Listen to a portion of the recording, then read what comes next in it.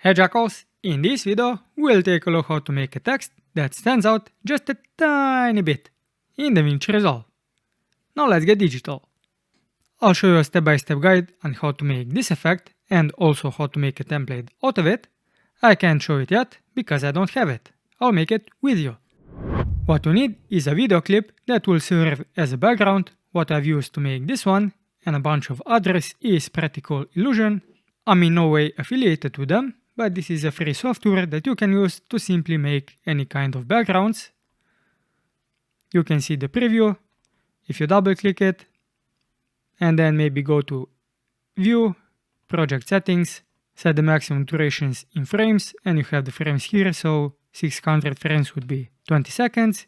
Hit apply, render this as an MP4 file, and you're good to go. And maybe also increase it in size, so it's 1920 by 1080. And in this case, this may not be the best example. This one could be. And as you can see, you can stack the effects. If you don't want that, simply hit the effect that you don't want and hit delete.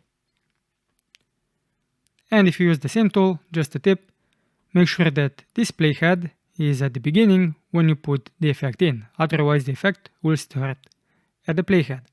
So that's how you can quickly get some abstract backgrounds. Now we can make this in the actual clip, or we can make a fusion clip. So I have a bunch of clips, and maybe I'll use this one for now.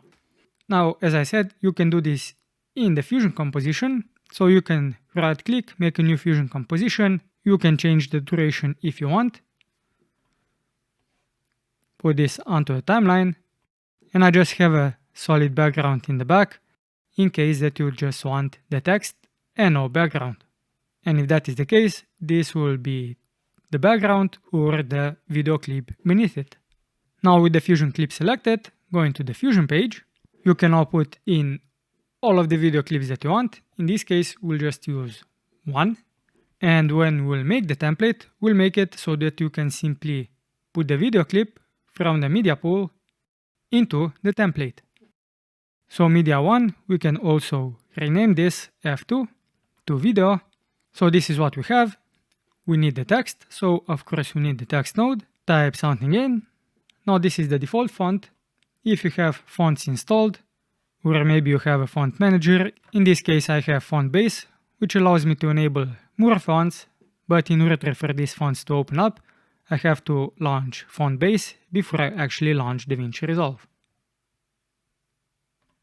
Now for this effect, you would probably want to choose a font that is big and thick so that the video would be visible inside the text.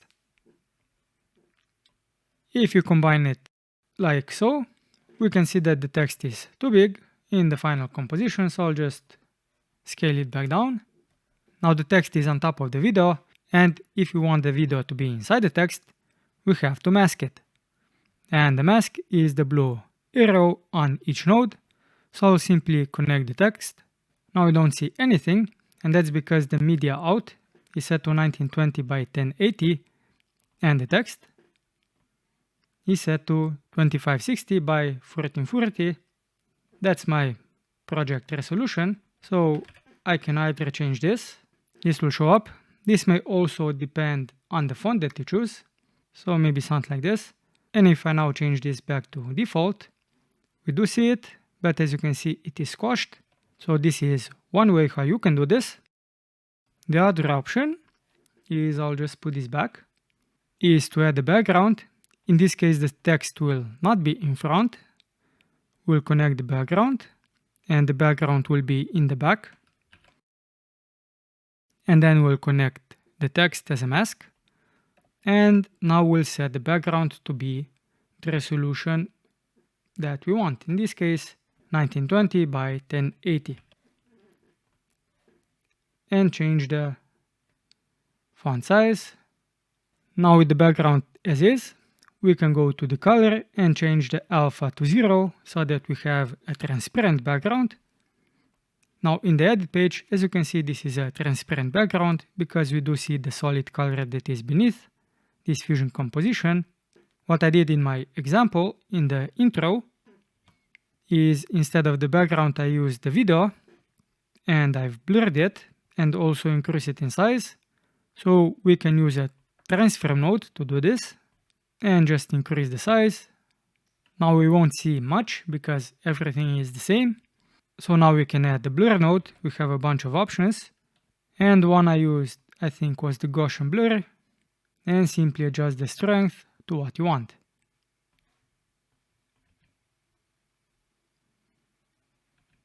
Now to add some outline to the text, we can't use the same text node because if we go to the shading and enable the outline, this will actually just increase the mask of the text. So I'll copy the text node, right click, paste an instance of it. This is now an instance, so any modification that you make here will also be reflected in this node. And to prevent that, in the shading tab, we'll now right click on the enable and de-instance this. And now when I enable it, there is no difference. Now because this is an instance, we have the whole text. So we actually have to de-instance this one. So we just see the outline. So the instance and disable it. So now we have the outline and the text inside. And now simply change the color of the outline. If you want, you can also change the tracking. As you can see, any field in green means it's being instanced, so that is why it also affects this node. This is now a very basic effect. If you would want to maybe affect the text inside, so it's a little bit transparent, or maybe change the color, or change the color of the background, let's do that. So we need a bitmap. The bitmap will be used for the text. Connect it like so, and I'll display it on the left side. And we'll be adjusting one of the channels. In this case, maybe the red channel. Then adjust what you want to see. Anything that is black is transparent, and anything that's white will be visible. And now you can use a background node to change the color, and you can change it from solid to a gradient if that is what you want. Now for the background, how to change the color, you don't want to use the background node. So we'll type in color and just use the color corrector node.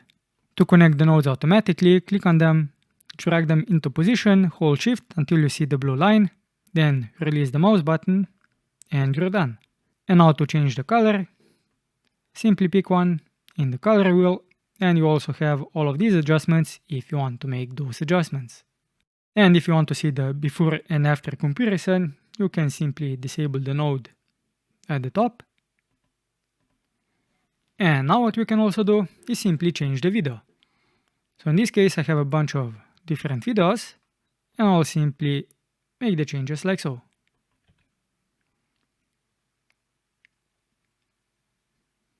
This one is really not the best, so not all videos will work with the changes that you've made, so you may need to adjust the changes for the videos that you want to use.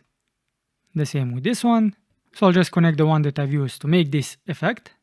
Now to make the template, we'll select all of the nodes. If you want to make any changes in order of the selections, we have to select them in order. So maybe video, so that we'll put the video inside.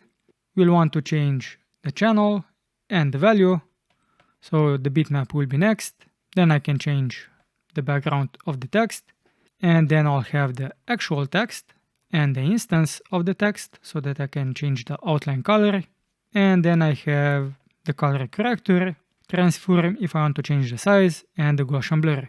And the merge nodes last, and then don't select the media out. And with the last node in the composition, this one being merge 2 in my case, right click on it, macro make one, and now you can simply click on the nodes in order. As you can see, we have video, then we have bitmap, background one, text one, instance of text one, color correction, transform, Gaussian blur, and the merges, just like I've selected them. Now in the video, which is the media in node, I want to enable the clip name so that we can simply drag the clip from the media pool into the template. Then we have the bitmap. I want to be able to change the channel. So we have the channel and we want to be able to change the low and the high. Then we have the background. Depending on what you want, we'll have the type if you want to change it from solid to a gradient, and check all of the colors. Like that. Then we have the text. Now in the text node, I've changed the style. So we have text style, font, and the color, and the size.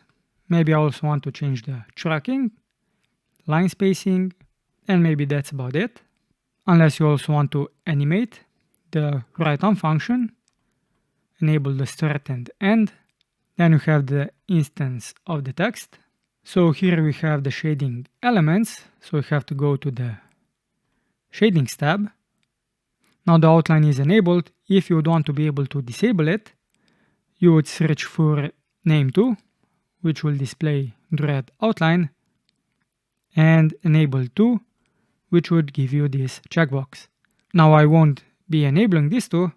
I'll just enable the color, which would be the color name. So let's search for the color right here, and we have to enable these 4 options. Lastly, we have the color corrector. We have a bunch of options. So let's see, wheel hue. So I have to select everything that has to do with the wheel. Next is the transform, what we want to be able to change. Maybe just the size, and that is about it. And the Gaussian blur, I've changed the strength, and if need be, we can also change the border type. And that's it. Now go to File, Save as Group. If you want to be able to change any of the nodes later on, go to Fusion, Templates, Edit, and this will be a title. Then give it a name. I'll just call it Standout Text. Now open the Effects tab, type in the template name, Standout Text.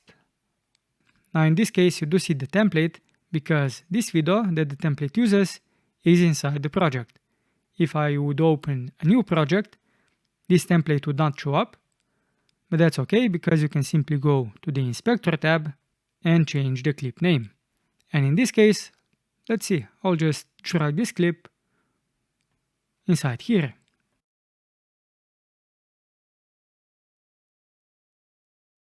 And then you can also make all of the changes that you've enabled in the template.